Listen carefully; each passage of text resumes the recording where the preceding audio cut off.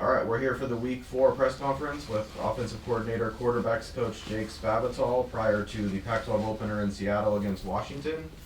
We'll go ahead and start with questions with Jeff Ferrato from Cal Sports Report. Jake, how you doing this morning? Good. How are you doing? Okay. Good. You guys are averaging 33 points a game, but that is actually just 8th best in the Pac-12. I know. What does that tell you about going forward now that you're in conference play, what you guys on your side of the ball have to be able to contribute? Yeah, we've had a lot of discussions about this leading back all through fall camp. Just like really the last two games. Like let's talk about last game. Like we averaged about 5.4 yards per play. We need to get to 6.5 yards per play to actually get into the top half of the conference. You look at the scoring. That's also with the red zone attempts. It's also with our critical down margin as well. We've had a lot of discussions, and every year I always try to hit our goals based off of where we would rank in the conference. And this is a very dynamic league of offensive football, and we've got to be able to really match kind of the firepower of these other schools. That's what it comes down to. It comes down to scoring points, and obviously we need to score a lot more. And I think that has to lead to us being more explosive, and being more explosive is going to allow for more opportunities to score points.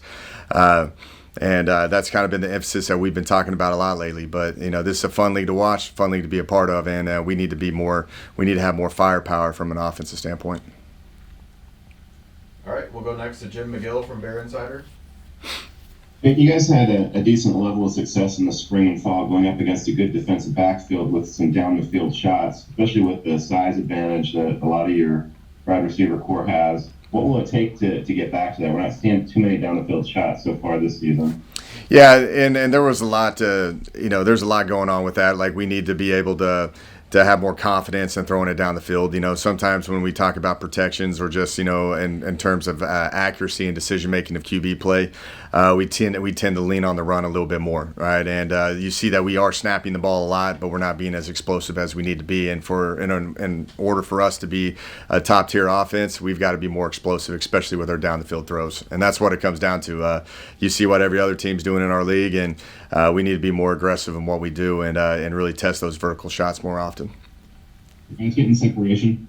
And yeah, separation, finding unique ways to create the separation as well. If it's stacks or motions or whatever we need to get to. But also when we have an opportunity for a one-on-one, we got to be able to win that battle.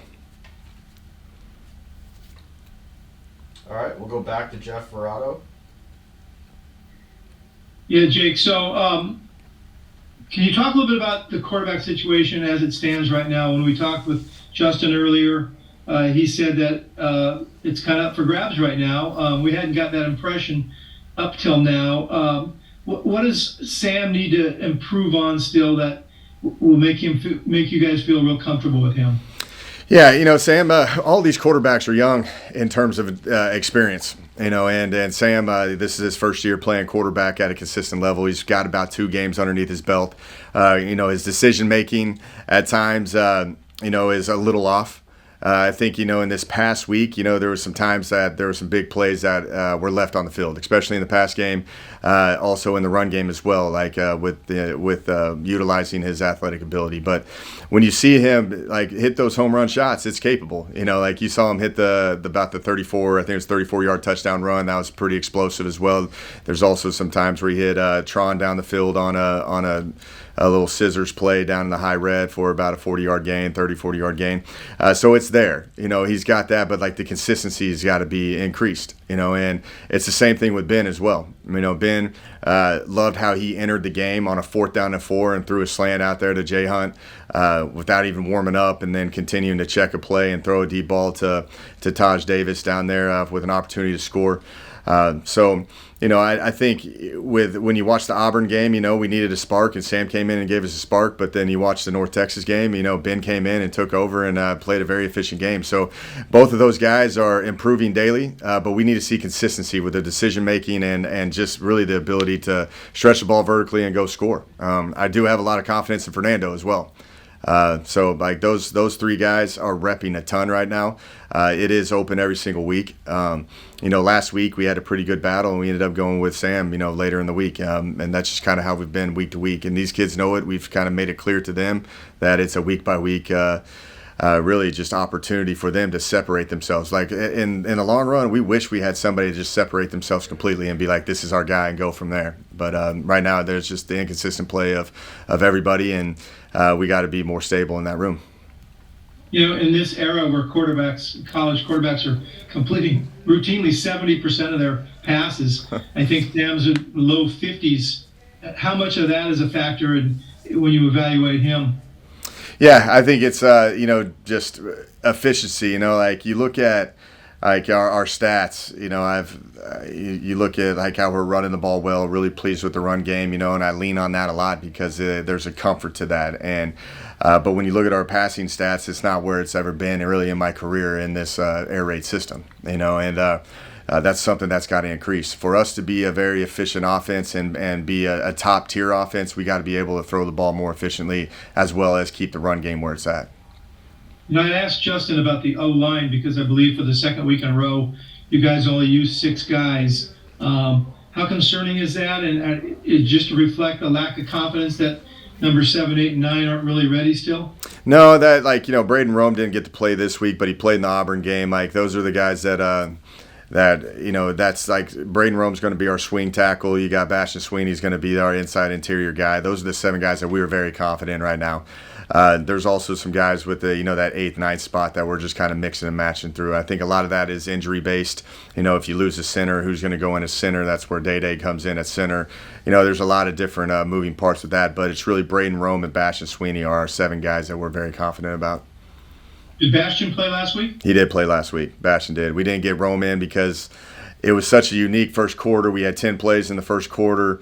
We really had 4 drives in the first half. You had a 5th one right there at the end in a 2-minute scenario. So we really didn't get very many plays in that first half. And once we got the third quarter going, we held the ball. We're more efficient. We were running the ball effectively as well. And had more plays in the third quarter, and once we got to the fourth quarter, it's more about running the clock out. So we didn't really get into a good rhythm of our rotations up front of what I like to do. Also in the pass game too, like with the receivers, we didn't get to rotate those guys in as much as we would like to. Brian Hightower was down on reps like normally what he was.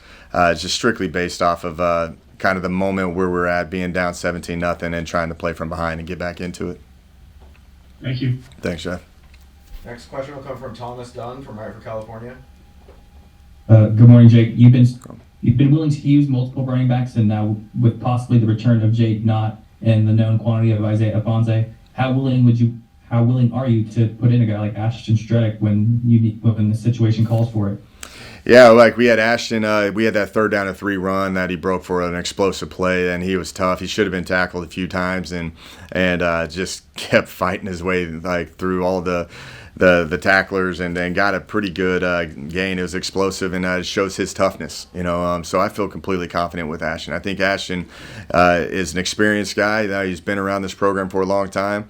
He's not nervous at all when he goes in the game, and he does his job at a very high efficient level. So I'm very, very happy and very comfortable with Ashton Stredick going in the game. So with J.Ott coming back and Isaiah Afonso and Ashton Stredick, those guys are like 3 solid backs that we can lean on. And we're also just messing around with some other kind of backup guys, just to find the next one in, because those guys have gone through some injuries and ups and downs. We just got to be ready for the next guy to come in as our 4th and 5th guy. In the sense of trying to find those extra bodies, do you ever have to run to a conflict of whether to possibly preserve the redshirt of Javian Thomas when it comes to that? We've talked about that. We have, but he's ready to go. Like he is. I feel very confident in that kid too. I think just where he's been from fall camp and the strides he's made, Coach AT's done a great job with that guy, and he's ready to go. He is, and we're still kind of like, if it's going to help the team out in the long run, we're not worried about the red shirt, and I think that kid wants to play as well. So, we're going to be calculated with how we do it, obviously, but we're preparing him like he's going to play each week. And then lastly, how would you assess how the tight ends have done through 3 weeks, and where do they need to continue to develop?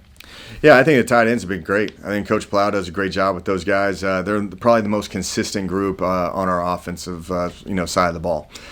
Just from Jack injuries and Asher Alberding, you got Jeff Johnson in there and JT Byrne. Like those 4 guys are just as solid as they come. They help out on special teams. Jack is a guy that You have to monitor because he will not come out of the game. He's just a tough kid, loves to play in the game, wants an opportunity. Wish we can get him more touches.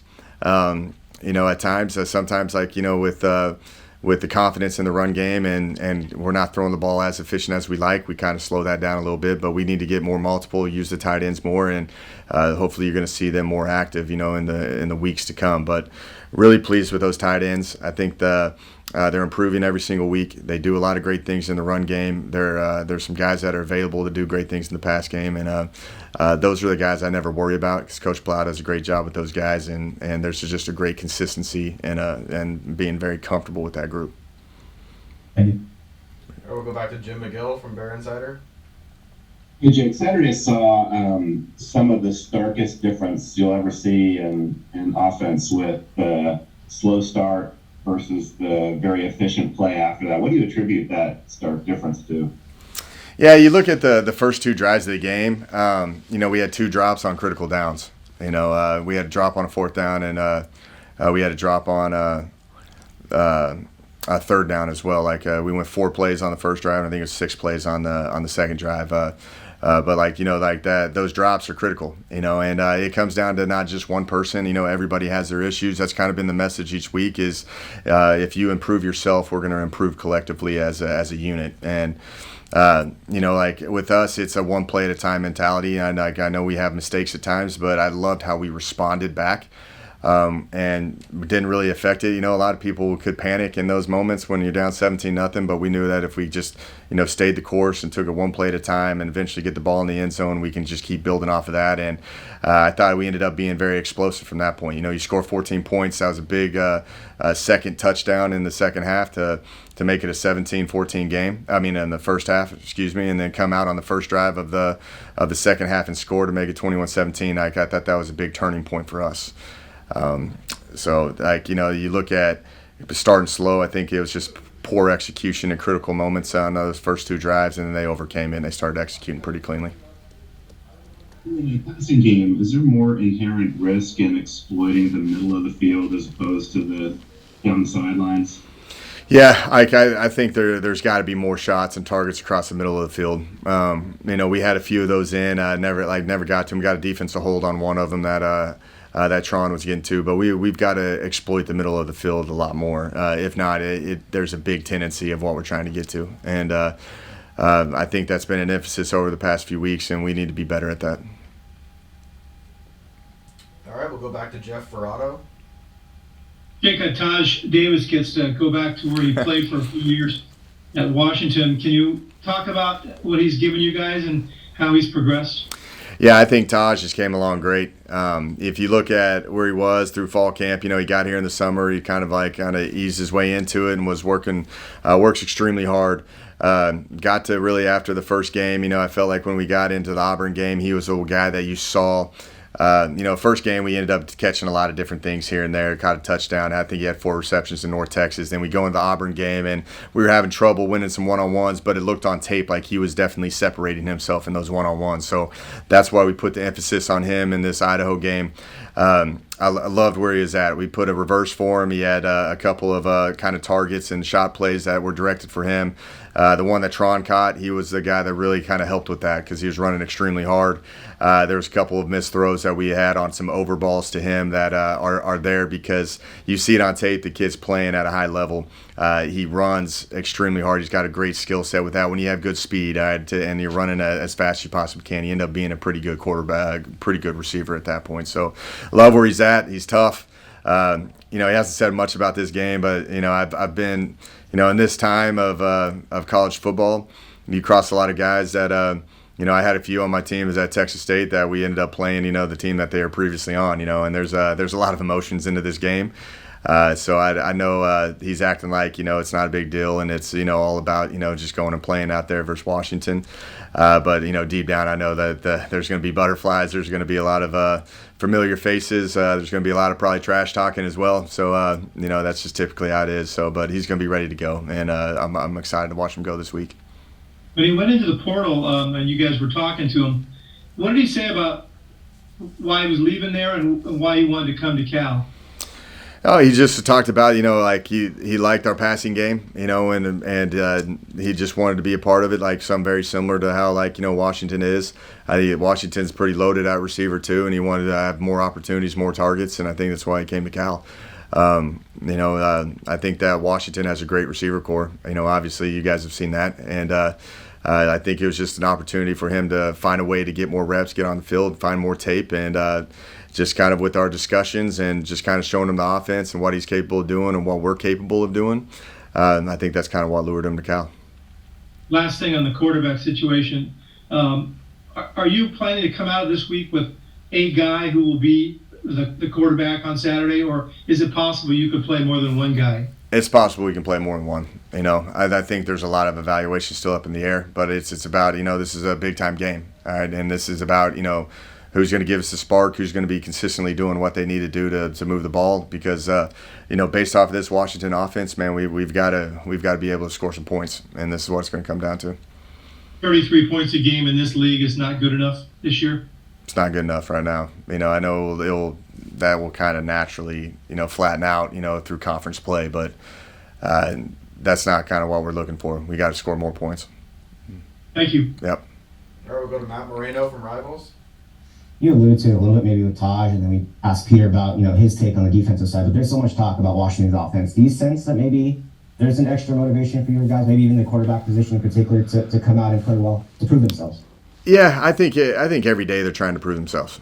This is a great opportunity, national stage versus top 10 defense in the country. Very talented defense, obviously, versus a very high-profile team where Penix has got some of the greatest numbers I've seen through 3 games in a long time. It's like, what is he throwing for 500? I feel like, and 74% completion. It's a great test for us to show what we're capable of doing. And national TV stage versus number 6 team in the country versus with both sides of the ball from Washington actually playing at a high level and really in a top 10 in every category. It's a great opportunity for us to go out there and prove ourselves.